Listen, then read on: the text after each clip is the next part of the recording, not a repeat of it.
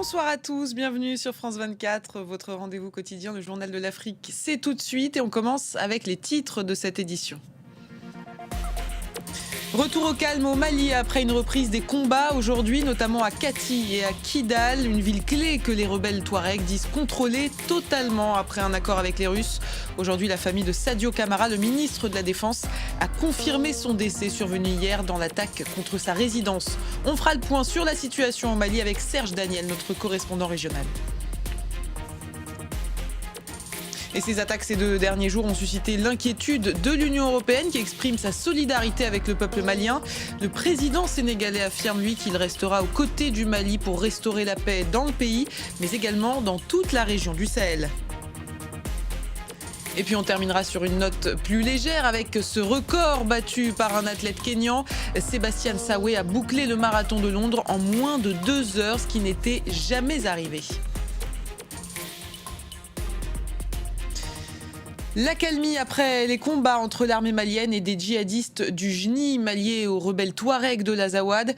À Kidal, les rebelles annoncent un accord avec les Russes pour leur retrait de cette ville clé. Le Front de libération de l'Azawad affirme depuis hier soir avoir le contrôle de cette zone. Et on a aussi appris aujourd'hui la mort du ministre malien de la Défense, Sadio Camara, dans une attaque qui s'est produite samedi et qui visait sa résidence à Kati. Écoutez le ministre de l'administration territoriale. Le sacrifice ultime consenti par les dignes fils de la nation ne sera pas vain. Toutes les dispositions sont en cours afin de traquer et traduire en justice les auteurs, complices et commanditaires de ces actes ignobles. Le gouverneur du district de Bamako décide, article 1er, il est instauré sur toute l'étendue du territoire du district de Bamako un couvre-feu de 72 heures allant de 21 heures à 6 heures du matin, reconductible en cas de besoin. Et on va tout de suite retrouver notre correspondant dans la région, Serge Daniel. Bonsoir Serge, est-ce que vous pourriez nous faire un point sur la situation à l'heure où on se parle ? Alors, il faut commencer peut-être par Kidal, dans le nord. Là-bas, il faut savoir que les mercenaires russes ont demandé aux rebelles, qui contrôlent désormais la ville, de leur ouvrir un couloir humanitaire pour qu'ils quittent les lieux, ce qui a été fait. Il n'y a plus de soldats, de mercenaires russes à Kidal. Alors, les rebelles contrôlent quasiment toute la ville, d'après nos informations. L'autre information, c'est qu'ils ont pris possession de la ville, ils ont descendu le drapeau national, et les autorités civiles qui étaient dans la ville, les autorités officielles civiles qui étaient dans la ville, sont parties.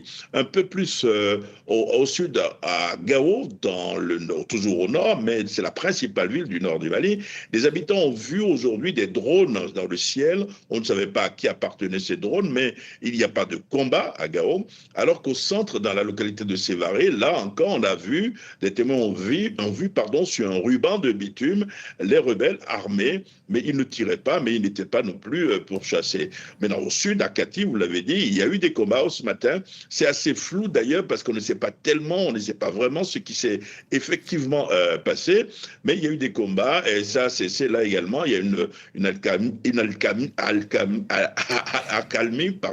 mais il faut dire que les populations sont inquiètes parce qu'on ne sait pas ce qui se passe et ce qui va se passer.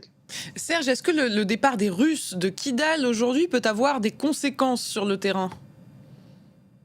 Ah oui, tout à fait. Si vous permettez l'expression, la frégate de l'armée malienne, c'était les Russes.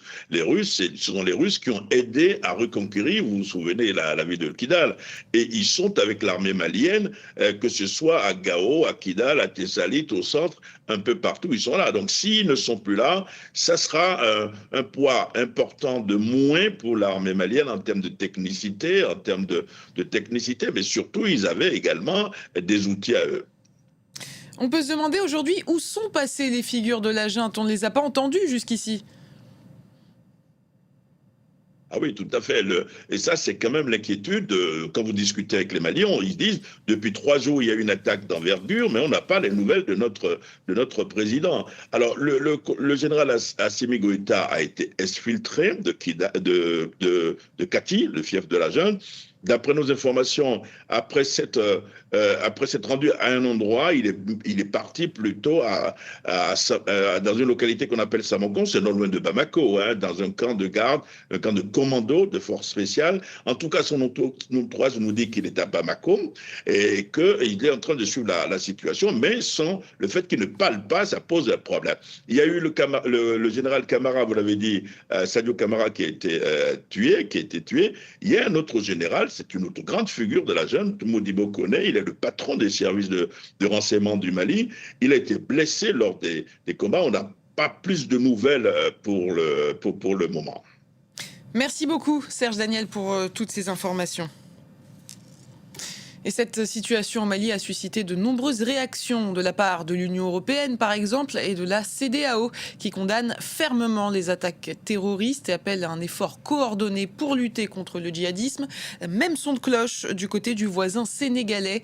Le président Bassirou Diomaye Faye affirme que son pays restera aux côtés du Mali pour la restauration de la paix. Dakar veut le retour à la stabilité dans tout le Sahel. Écoutez les précisions de notre correspondant au Sénégal, Eliman Daou. Je condamne avec la plus grande fermeté les attaques terroristes perpétrées contre la République sœur du Mali, a affirmé le président sénégalais Bassirou Diomaye Faye sur ses réseaux sociaux. Le président sénégalais qui dit par la suite que le Sénégal restera constant aux côtés du Mali pour œuvrer ensemble avec les pays de la sous-région à la restauration de la paix et de la sécurité dans notre espace commun. Une réaction suivie par la suite par un communiqué du ministère sénégalais des Affaires étrangères à Dakar qui dit réaffirmer son attachement à l'unité, à la souveraineté et à l'intégrité territoriale du Mali. Les réactions ont été assez nombreuses sur les réseaux sociaux de la part des Sénégalais qui ont manifesté leur étonnement mais aussi leur solidarité aux Maliens.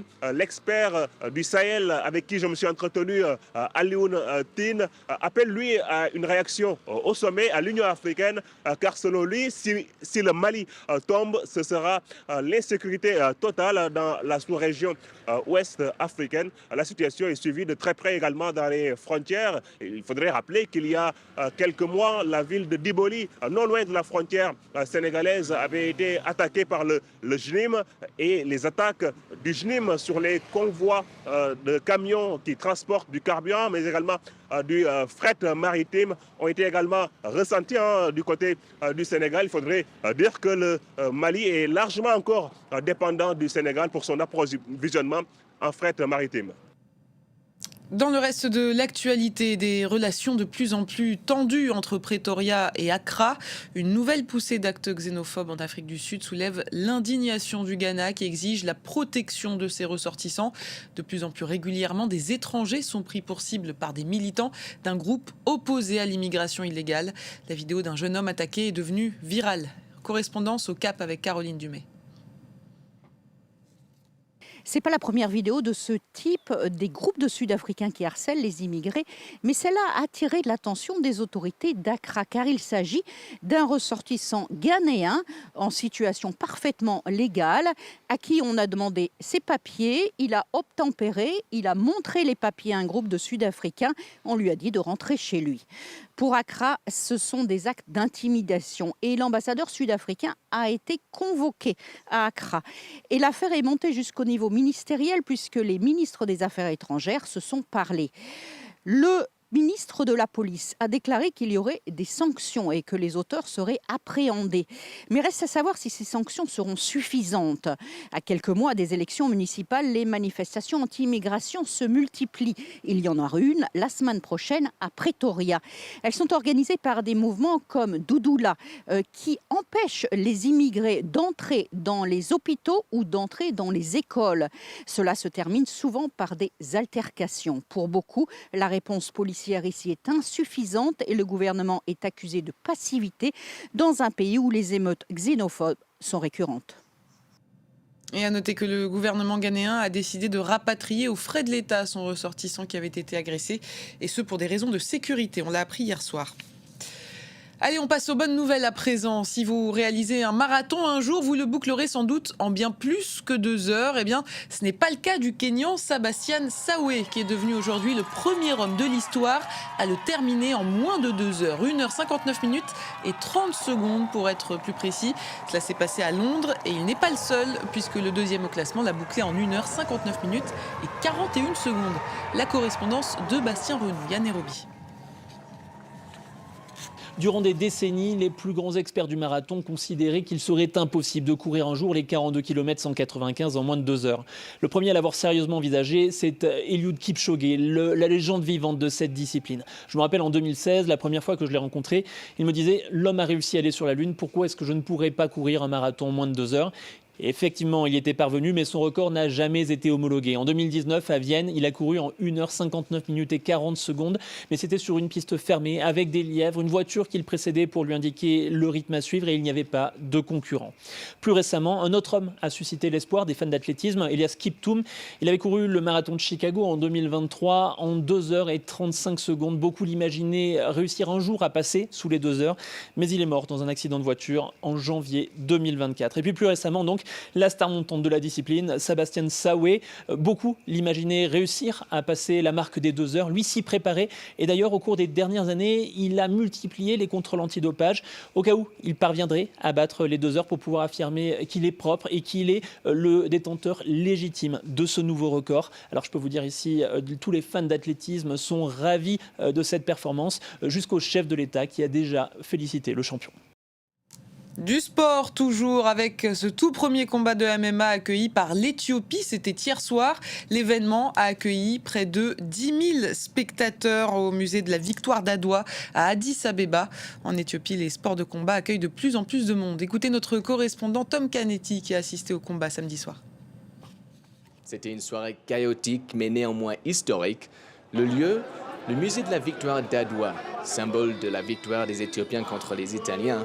Une fierté nationale qui rappelle que les peuples ici sont des guerriers. C'est l'Éthiopie, vous savez, le seul pays d'Afrique à n'avoir jamais été colonisé. Ces gars-là font donc un travail formidable pour représenter l'Éthiopie. Il y avait tout d'abord des matchs de boxe anglaise et de Muay Thai. Il y avait des KO et des blessures qui ont nécessité de l'intervention des médecins devant une foule en délire. Après sa victoire, un vainqueur a amené sa mère dans le ring, aidé par son adversaire, un policier d'Addis. Après, ils ont demandé une trentaine de personnes dans la foule d'aider à démonter le ring et le remplacer avec une cage pour le clou du spectacle. Un combat opposant un pratiquant de jiu-jitsu à un kickboxer. Il n'a pas fallu longtemps à un pratiquant de jiu-jitsu pour s'imposer. Mais avant que je puisse rentrer dans la cage pour l'interviewer, une bagarre éclate entre les coachs. Avant que la tension ne retombe. Ce soir marque un tournant décisif dans l'histoire des combats en Éthiopie. À partir de maintenant, vous allez découvrir la crème de la crème incarnant les véritables arts martiaux. Et je vous donne ma parole, nous ne vous décevrons pas.